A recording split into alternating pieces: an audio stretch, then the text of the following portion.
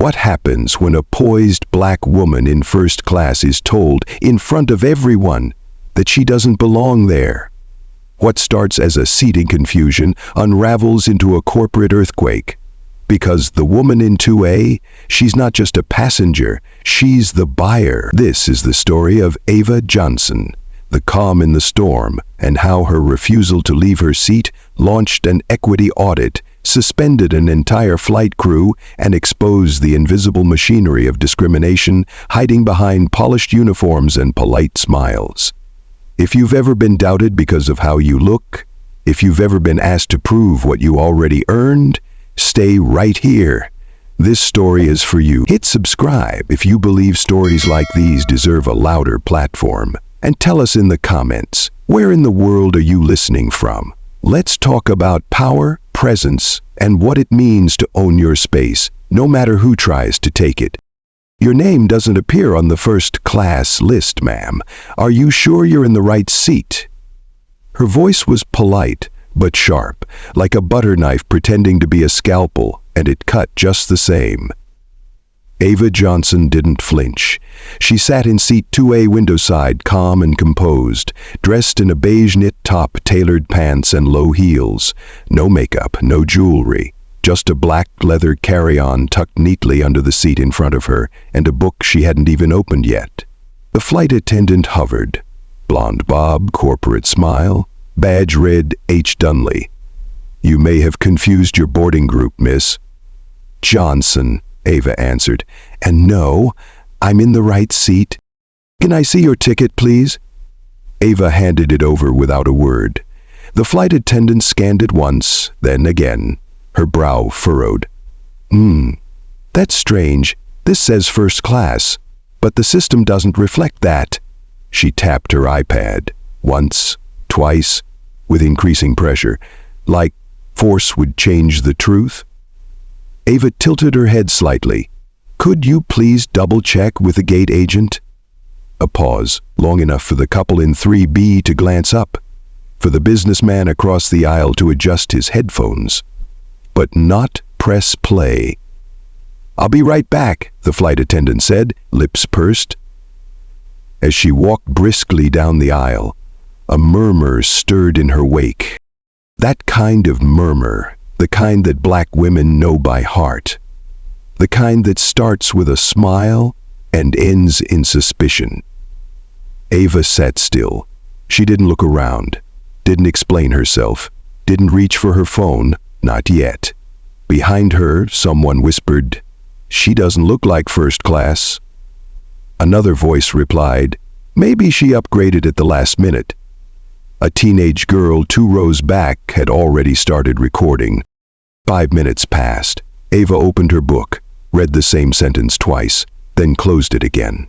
Footsteps returned. H. Dunley, this time with backup, a second attendant, Asian American, male, quiet, name tag, S. Co. "Ma'am," Dunley said, tone thinner now, "we've confirmed our manifest. You're not listed under first-class seating." "Yet I have a valid boarding pass that says 2A, Ava replied. Mr. Co leaned forward. "May I see your ID, ma'am?" Ava took out her wallet. Calmly, driver's license, boarding pass, digital receipt, platinum loyalty card. She laid them on the tray table like a royal flush. Co examined them carefully. Dunley didn't even look. The murmurs grew louder. Someone said, "Just move her." Another said, "Why is this taking so long?" "Ma'am," Co began, "this might be a system error. We're going to reseat you in coach while we sort it out." "No." Ava's voice was soft, firm, final. "I paid for this seat. I have proof. I'm not moving." Dunley folded her arms. "There's no need to be difficult, Miss Johnson." That word again, difficult. Ava reached into her bag and placed a second phone on the tray table. She tapped the screen. Recording started. "I'm documenting this," she said simply, "for clarity. Security will be called if you don't comply," Duddy warned, "and they're welcome to confirm my ticket when they arrive." At the gate, at Flygirl Tasha live streamed with 400 viewers. She's still sitting there, still calm, but the attendants looked nervous now. The chat exploded. What airline? This feels racial AF, first class while black. Hag the airline, y'all. Inside the plane, the businessman in 1C finally spoke. Ma'am, perhaps it's just a mix-up. You can take another seat and sort it out later. Ava turned slowly to face him. If it were you, she asked, would you? He said nothing. Then came the moment. Ava's phone buzzed. One message. One line. Boardroom ready, awaiting your directive. She didn't respond, didn't react, but she smiled. Just a little, as if she already knew how this flight and everyone on it was about to take off into an entirely different direction. She's still sitting there, someone whispered. She hasn't moved at all. Who even does that?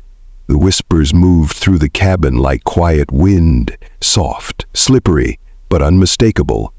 Ava Johnson hadn't flinched, she hadn't raised her voice, she hadn't argued, but the way she sat still, refusing to move, spoke louder than any confrontation. And now the plane had gone quiet in the wrong kind of way. Flight attendant Dunley had disappeared into the galley. Her colleague, Mr. Coe, kept glancing between his tablet and Ava as if expecting the system to change its mind. 2 rows back, a teenager started recording on her phone. In seat 4A, a college student opened TikTok and whispered softly, "There's this black woman in 2A. They're trying to move her, but she's not budging, and she's recording everything." People watching online began to comment. One said, "She probably snuck up from economy." Another wrote, "No, she's way too calm for that. This is not normal passenger energy." And then, "Is she a lawyer? Because that poise is powerful." But Ava didn't touch her phone. She didn't check her watch. She didn't even open her book again. She simply sat, one hand on her lap, the other resting gently on her bag. She wasn't meditating. She was waiting. Out at the gate, the ground crew hesitated. Final boarding had already passed, yet the doors hadn't closed. The departure screen at gate 12 now flashed in red letters. Delayed minutes, no announcements were made. No announcements were made. No explanations were offered. Passengers waiting nearby began to ask questions. One man asked, "Why is that flight still here?" A gate agent responded quietly, "Passenger verification," and walked away. Back on the plane, the woman in seat 3B leaned toward her husband. "I've seen her before," she said. "Where?" "At a healthcare leadership summit last year. I'm sure she was a keynote speaker." She paused, thinking. "I think she was on the Forbes list." Her husband blinked. "Seriously?" Before she could answer, Ava's second phone lit up. The screen displayed a quiet message, an incoming call, from the general counsel of a company labeled AWA Group. He didn't answer. She just tapped the screen once to silence it. But the name stayed long enough for 2 nearby passengers to see. And that changed everything. Back on TikTok, the narrator leaned closer to her camera and said, "She just got a call from someone labeled General Counsel at AWA Group." That moment caused a ripple. One comment asked, "Wait, like AWA Capital, the private equity firm?" Another said, "Why would their legal team be calling her mid-flight delay?" Someone uploaded a screenshot of Ava from the earlier live stream. Within seconds, someone replied, "I think that's Ava L. Johnson, CEO of Northbridge Equity." Another added, "She's not just first class, she's a billion-dollar woman." Inside the cabin, flight attendant Coe received a ping on his crew tablet. He tapped it, then stopped moving. His brows lifted slightly. He leaned toward Dunley and whispered something quickly. Her smile faded. Her stance stiffened. "And Ava?" She opened her eyes for the first time in minutes, looked directly at them both. She didn't speak. She didn't move. She didn't explain. But her silence now had gravity, not defiance, not frustration, just certainty. The kind of certainty that says, you don't need to raise your voice when your name already speaks volumes.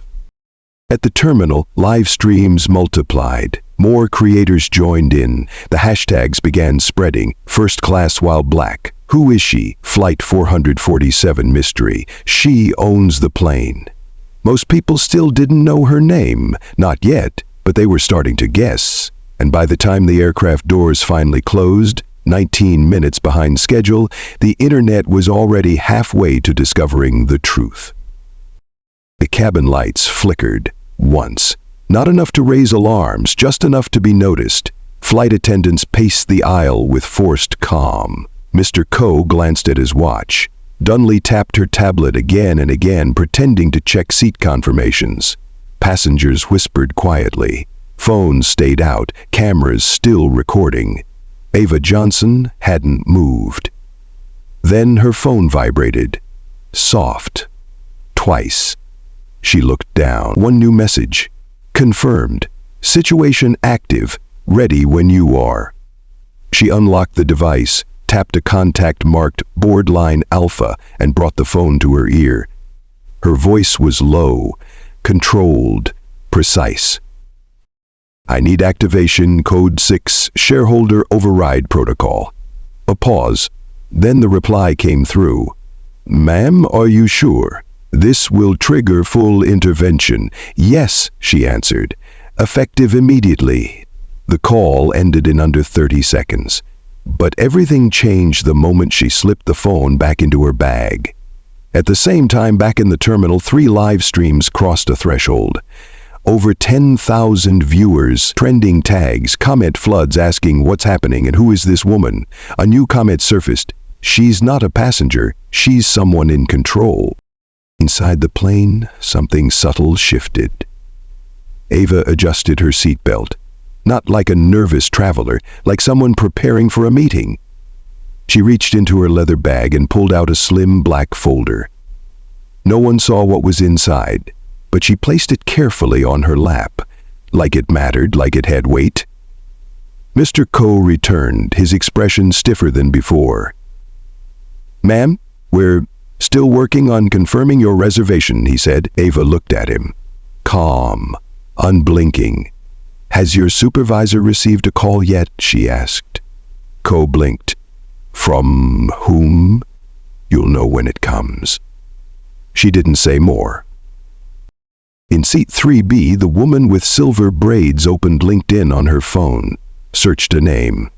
Ava L. Johnson. The profile popped up immediately. Managing Partner, Northbridge Equity. Board Chair, AWA Holdings. Major Shareholder, Altavia Aviation Group. She gasped. Oh my God, she whispered to herself, then turned to her husband. She owns part of the airline. At gate 12, a call came through. Supervisor Dana Morales picked it up. Her eyes widened. Yes, ma'am. Yes. Understood. She stood from her desk and rushed down the jet bridge. Inside the cockpit, Captain Walter Harris was reviewing weather patterns. The call came through on his comms panel. He paused, then stepped out of the cockpit, face unreadable. He walked straight to Ava's row.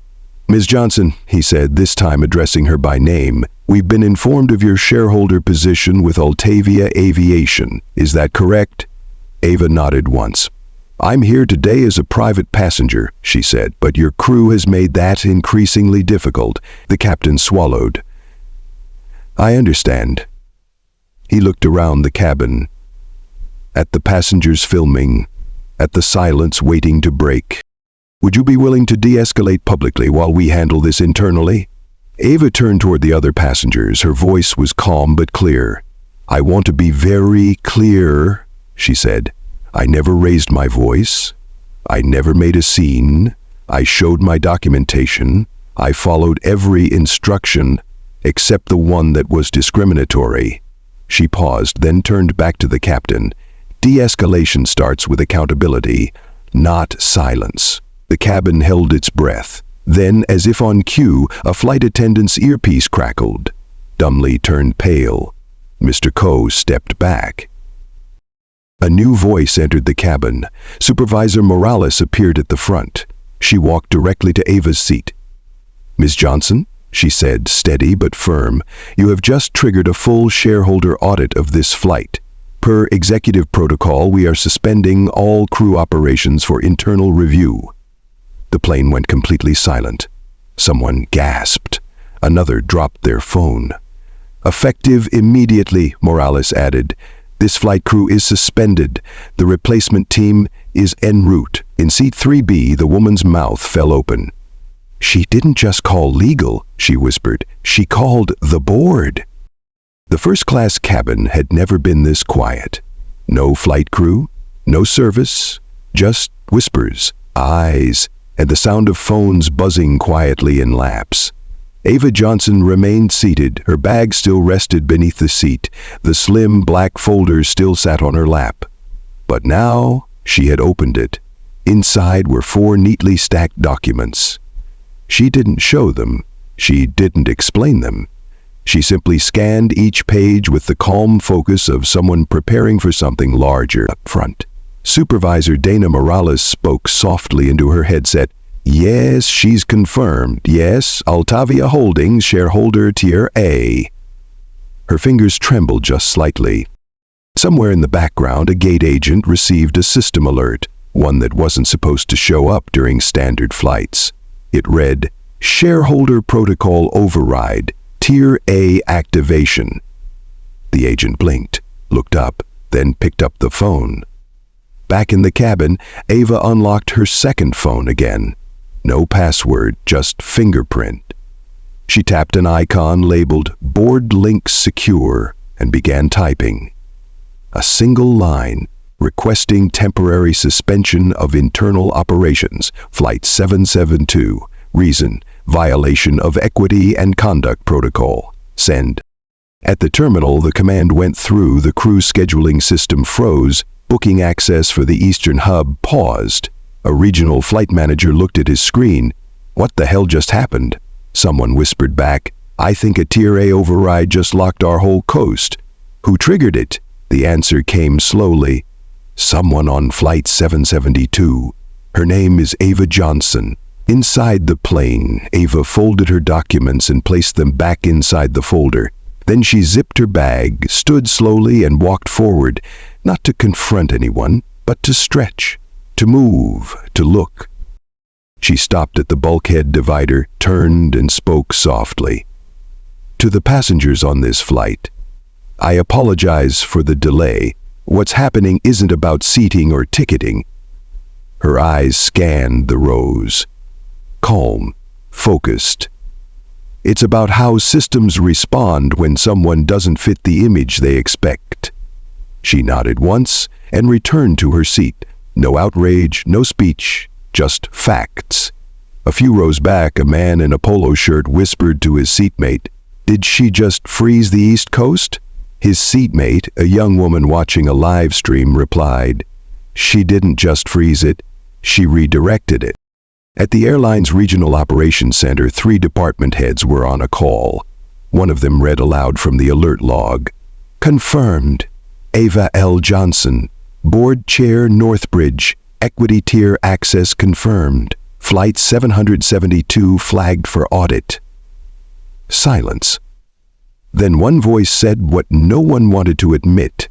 "We're dealing with a complaint anymore. We're dealing with a governance event."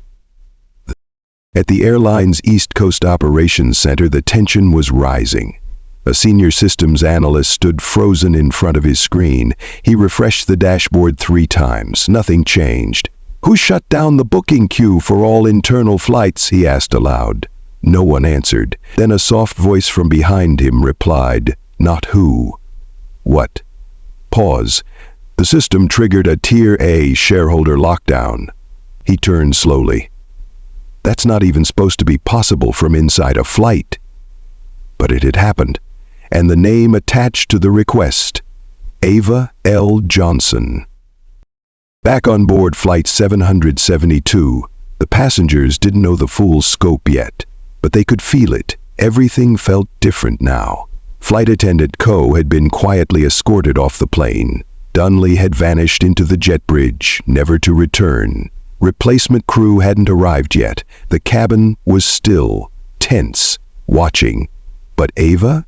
She sat with a calm that didn't just suggest control, it declared it. Seat 5C, a young woman refreshed her LinkedIn search results again. She whispered, "She's on the board of Altavia Holdings, and she chairs their audit committee." Her boyfriend leaned closer. "Wait, the airline's owned by Altavia?" She nodded. "Part of their strategic asset portfolio." Then she read the rest of the profile aloud. Harvard Law, Blackstone Fellow, former Deputy Director, SEC Corporate Governance Division. They both stared forward, eyes wide. Meanwhile, inside the airline's secure messaging system, a new internal alert was issued. "Do not approach passenger Ava Johnson. Await further instruction from senior legal counsel. All regional managers, stand by for compliance review." Someone in the back office whispered, "She triggered Clause 9.3. A silence fell. Clause 9.3? Shareholder Emergency Authority? No one had ever used it before. Most didn't believe it was real. On TikTok, a live stream viewer shared a screenshot of a leaked internal email. In bold red letters it read, "Do not interrupt Ms. Johnson's travel experience under any circumstances." The comments came in fast. "Oh, she's not just first class. She's the final boss. Is this even a flight anymore or a corporate takeover? I don't know what she's doing, but I want her on my board." At the front of the plane, the captain received a second call. This one came from the airline's general counsel. His face drained of color. He walked out slowly and approached Ava's row. "Ms. Johnson," he said, voice steadier than it felt, "I've been asked to inform you that the board has been briefed. They'll be contacting you directly." Ava looked up, expression calm. "Tell them I'll speak once they assemble the full executive team, not before." "Yes, ma'am." By now, the cabin felt like a courtroom. Passengers whispered like jurors. Phones still recorded quietly. Live streams showed thousands of viewers waiting for what would happen next. But inside the systems, inside the airline's hidden corridors of control, an entirely different kind of turbulence was taking shape. The replacement crew hadn't arrived yet, but the gate area was full, not of passengers, of observers. Supervisors, security, 2 airline executives. They stood just out of view, whispering into headsets, refreshing messages on tablets. Inside the aircraft, the lights remained dimmed. The AC hummed faintly. The atmosphere was thick with silence and phones. Then Ava Johnson stood up. She walked to the front of the cabin, not fast, not slow. Every step felt deliberate, grounded, certain. She turned to face the rows of passengers and staff, and spoke. "I didn't come here to make a scene," she said gently. "I came here to witness how your system works when it thinks no one's watching." A pause, long enough for every seat to feel it. "And now I've seen enough." She stepped aside, turned toward the door, and stood quietly by the galley wall. No movement, no gesture, just presence. At the terminal, the vice president of flight operations arrived. He looked winded, not from running, but from the urgency of the situation. He adjusted his badge, whispered to his assistant, then boarded quietly. As he entered the first-class cabin, his eyes met Ava's. He froze for a second, then bowed his head slightly. "Ms. Johnson," he said, barely audible, "we weren't informed you'd be on this flight today." Ava nodded once. "Exactly," she replied. "That's the point." Passengers were recording again, not in secret, openly now, because whatever this was, it wasn't just about seat 2A anymore. It was about how the entire system reacted when someone unexpected sat there. "Is she a board member?" someone whispered. "No," came another voice. "She's the buyer." Ava turned to the VP. "I'd like to convene an emergency briefing. I want your legal team, your executive committee, and your CEO on a call in the next 15 minutes. The VP hesitated. "I'll coordinate that now." He stepped back, pulled out his phone, and began dialing with urgency. Behind Ava, a passenger in 4C leaned toward his partner. "Wait, did she say CO?" "Yes," the woman whispered, "and not as a request." Ava pulled out her phone again. This time she spoke into it softly. "Connect me to chair line, executive routing, code Blue Shield, subject, governance disruption, flight 772. She ended the call without looking up, then turned back to the cabin. Her voice remained quiet, but this time it had weight. "And starting today," she said, "I'm the one giving the orders." The cabin doors remained open, but no one was boarding. No one was leaving. The entire aircraft had become a stage, and Ava Johnson was standing at the center. At exactly 3:14 p.m., her phone buzzed once. A message appeared. "All board members present. Live link established." Ava turned to the flight's vice president, who had been waiting just off to the side. "Patch the video call to your cabin display," she said. "I want your crew, your leadership, and your passengers to hear this." He hesitated, but only for a moment. "Yes, ma'am." Moments later, the cabin screens flickered to life. A conference room appeared. Glass walls, chrome trim. 12 board members, 2 legal advisors, 1 CEO. Ava stepped forward, facing the screen. Patricia Ellis, CEO of Altavia Aviation, leaned toward her camera. "I'm sorry, could you identify yourself for the board?" Ava didn't blink. "My name is Ava L. Johnson. I currently hold 27% of Altavia Aviation's Class A shares. I chair the Audit and Compliance Committee, and I am the individual who called this emergency session." A wave of recognition swept across the screen. One board member gasped. Another removed his glasses. Patricia Ellis froze. "No one informed me you were traveling today," she said. Ava's voice remained calm. "Because I wanted to see how your system functions when it believes power isn't watching." She reached into her folder and held up the first document. "This," she said, "is my most recent shareholder update. It confirms my voting position, my override authority, and my right to call for internal compliance action." Next, she held up an internal memo. "And this is a record of my $1,200,000 0 cents donation last year, earmarked for diversity, equity, and inclusion initiatives.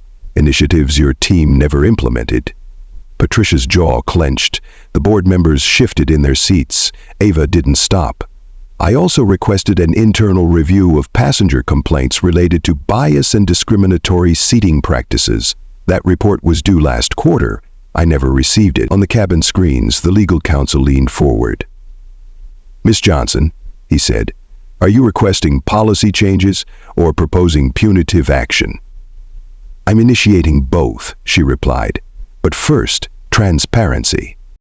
She turned to the camera, to the cabin, to the people watching silently from every screen, every row. "You see, I wasn't just removed from my seat. I was dismissed, doubted, despite holding credentials, documentation, and legal access that exceed those of anyone else on this aircraft." She let the moment breathe. "That's not a misunderstanding. That's a systemic failure." Then came the final document, the one with gold seals and signatures. Ava lifted it slowly. "This is the acquisition agreement," she said. "It outlines the pending transfer of controlling interest in Altavia Aviation to my holding group, Northbridge Equity." Gasps echoed from both the cabin and the conference screen. Patricia Ellis's voice dropped. "You're buying the airline?" Ava nodded once. "I'm finalizing that deal now. Which means, what happened to me today happened to your next owner." The passengers sat stunned. Some were wide-eyed, some shook their heads in disbelief. Some smiled, realizing the power shift they had just witnessed. In row 3B, the woman with silver braids whispered, "She owns the sky now." Ava Johnson stood still, one hand holding the acquisition papers, the other resting calmly at her side, and for a moment no one moved.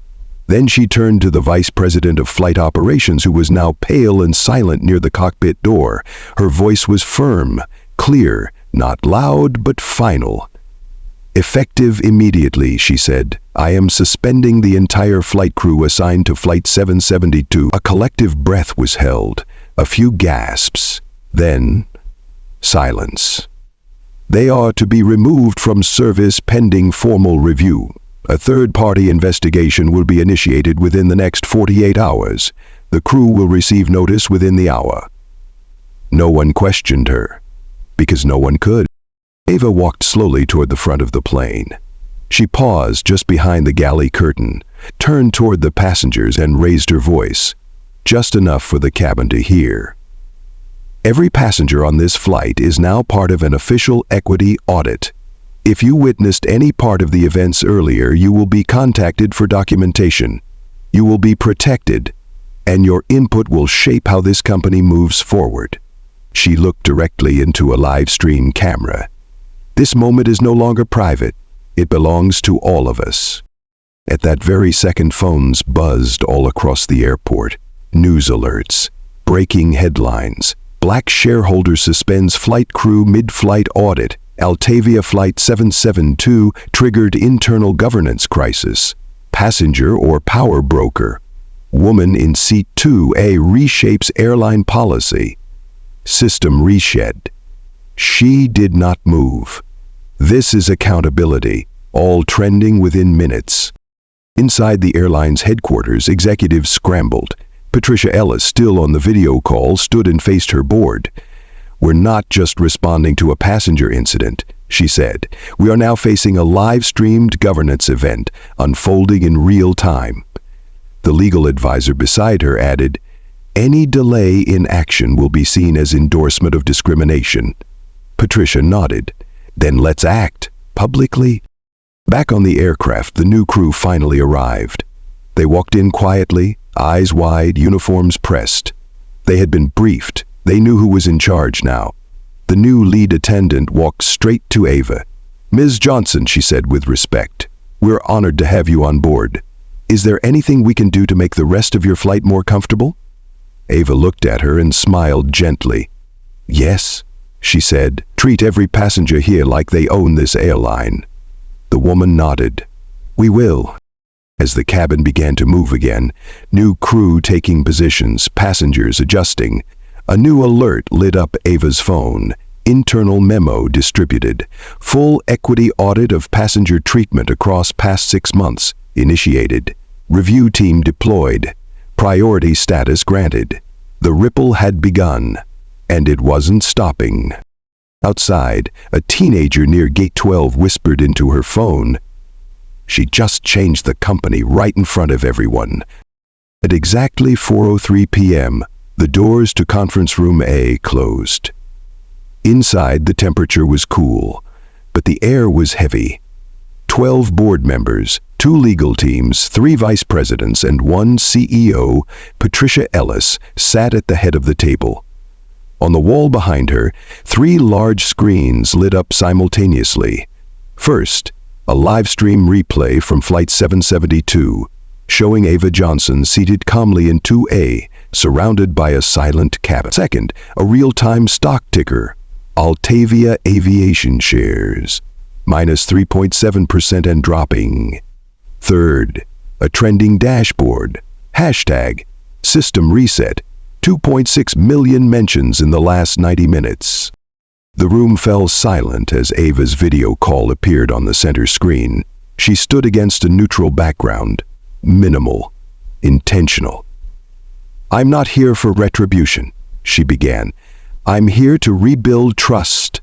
Patricia Ellis nodded, tense. "Ava, the board is ready to hear your terms." Ava looked straight into the camera. "Then let me be clear." She held up a digital tablet, tapped the first slide. Condition 1, immediate termination of all personnel involved in the discriminatory incident on Flight 772. No delays, no reassignment. A board member spoke. "But what about union contracts?" Ava interrupted. "This is not about contracts. It's about credibility. Delaying accountability will cost more than honoring legal clauses." She moved to the next slide. Condition 2, mandatory bias and equity training for all frontline staff, to be completed within 30 days. Another slide. Condition 3, establishment of a fully anonymous third-party reporting system for any passenger who experiences discrimination. She didn't stop. Condition 4, a publicly funded $2 million 0-cents diversity and inclusion grant allocated to programs inside and outside the company. The final slide appeared.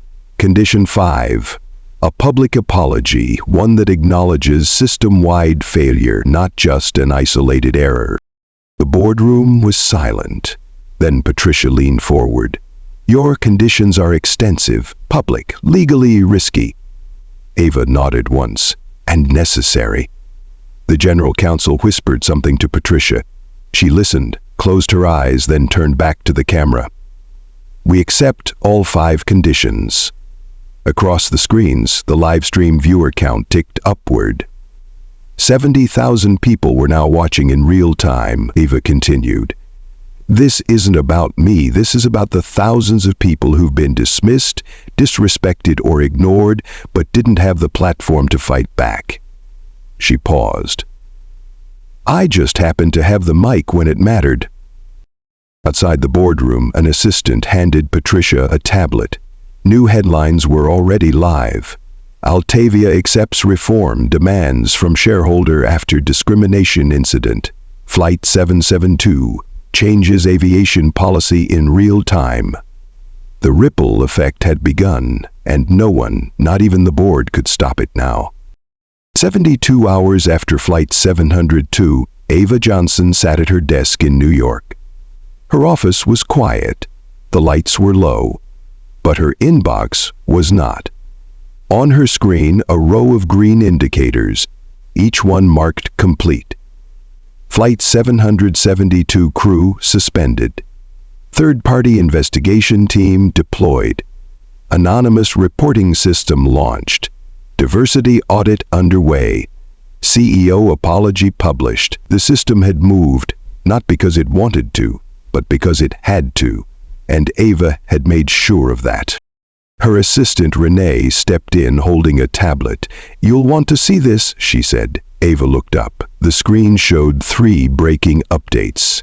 United Skylines adopts bias reporting hotline. Monarch Rail to implement passenger equity policy. Metro Air to revise D&I training. Cites Flight 772 as model. Renee smiled. They're calling it the Ava effect. Across the country, change was happening. 3 major airlines had adopted real-time monitoring tools for discrimination incidents. 2 bus lines had partnered with non-profit legal watchdogs. 1 hospital network had requested Ava's framework for use with patient equity. In Chicago, a high school civics class streamed Ava's congressional Q&A on aviation reform. A teenage girl in the front row whispered, "She looks like my auntie, but she's out there changing the world." In Atlanta, a transportation law symposium opened with a session titled Governance in Action, the Johnson Doctrine. In D.C., the Department of Transportation sent Ava a draft of a proposed policy memo. She skimmed it, smiled. The title read, Equity in the Skies, Federal Passenger Protections. But the part that mattered most wasn't the policy. It was the people. Ava opened a letter, one of many stacked on her desk. It was handwritten. Ms. Johnson, I was on a flight to Dallas last month. When the attendant questioned my seat, I thought about what you did. I stayed calm. I recorded everything. I reported it, and for the first time someone listened. She paused after reading. Her hands stayed still on the page. Then she reached for another letter. This one came from a young woman named Cameron, 23, recent MBA graduate. Her note was simple. Your live stream gave me courage. I've joined a civil rights nonprofit. We're building a database of transportation bias cases. We're calling it the 772 Archive. Ava closed the letter softly, then stood and looked out her window at the city below. Cars, planes, people. all moving, all part of a system, and now maybe a better one. 1 month after Flight 772, the plaque went up. Inside the terminal at Gate 34, where it all began, a single silver plate mounted beside the boarding gate doors. No spotlight, no announcement, just a quiet inscription, in recognition of equity, accountability, and the courage to change the system. Flight 772, March 14th, 2025. Below that, a name. Ava L. Johnson. That same day, Ava visited her old neighborhood. It wasn't planned. She had just finished a closed-door session with a group of young black founders in Brooklyn. Instead of heading home, she asked the driver to make one stop. The house still looked the same. Brick walls, ivy along the fence, the porch where her grandmother used to sit with a Bible and a folded newspaper. Ava walked up the steps alone. She sat down, closed her eyes. She didn't need a press conference. She didn't need applause. She just needed this moment. Because this was where she learned that silence isn't always peace. Back in the city, headlines continued. New airline equity bill passes Senate with bipartisan support. The 772 archive expands to bus and rail networks. Ava Johnson named advisor to International Transportation Council, but none of it changed who she was at her core. Not a CEO, not a shareholder, just a woman who refused to stay seated when the world told her to. That evening she received one last message, a video clip. Grainy footage from a classroom in Detroit. A girl, maybe 9 or 10, was standing in front of a projector screen. Behind her, a slide with Ava's face. Text above it, "What power really looks like." The girl spoke proudly. She didn't yell, she didn't fight, she just stood still, and the world moved around her. Ava watched the clip twice, then smiled, because she knew this wasn't just the end of a flight. It was the beginning of a legacy. And for every voice that had been silenced, for every seat that had been denied, for every little girl watching from the back row, there would now be a path forward, one paved with presence, power, and purpose. I've told this story not just to highlight a moment of injustice, but to remind us that silence isn't always powerlessness. Sometimes it's strategy. Ava Johnson didn't raise her voice. She didn't threaten. She simply stood in truth, and the system had no choice but to move. Stories like this aren't just fiction. They reflect real experiences, real systems, and real power shifts. And if you've ever felt unseen, unheard, or pushed aside, let this story be a reminder. Your presence matters. Your voice can change everything. If this message moved you, I invite you to subscribe to our channel, share this story with someone who needs a little courage today, and drop a comment below. Where are you listening from, and what part of Ava's story spoke to you the most?